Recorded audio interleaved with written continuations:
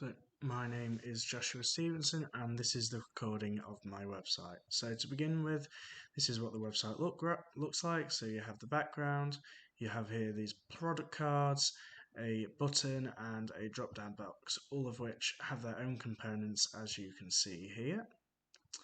And then if I go back onto here, this is what a regular customer user is able to see.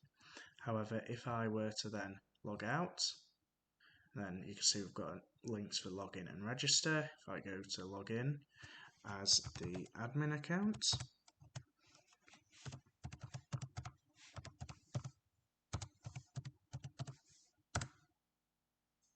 there we are, and go back to the home page.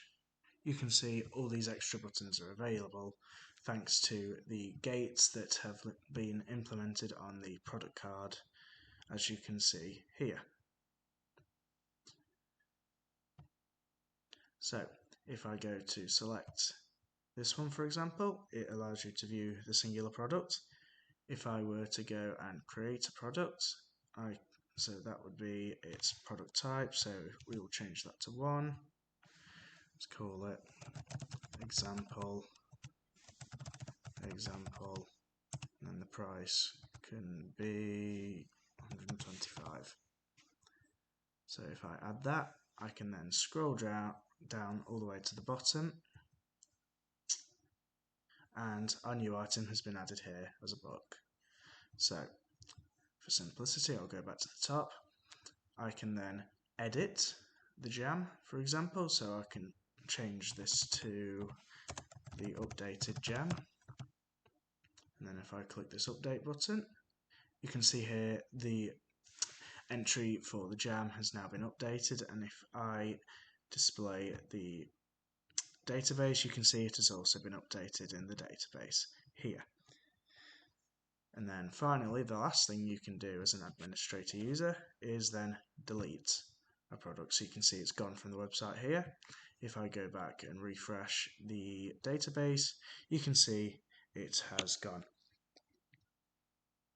Then once this has been done, I'm able to return back to here, and if I run this, so it will remove all items from the database and refresh it using the factories and seeders. So you can see it drops the tables, puts them back in. If I go back to refresh this, you can see the jam is now back where it was, and the example is nowhere to be seen.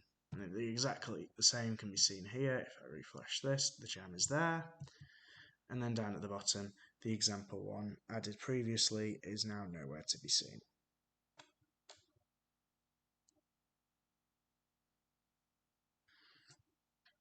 There we go. And then to show you where the factories and things are, so you have the database seeders here. So that calls the product type seeder and the product seeder. To go here, that creates all the 3 different product types, so book, CD and game, and then the product seeder has the baseline list of the products, so this would be the default product list. And running this seeder also removes all user as well, so the users would then need to be created again. As you can see here, the user table is empty.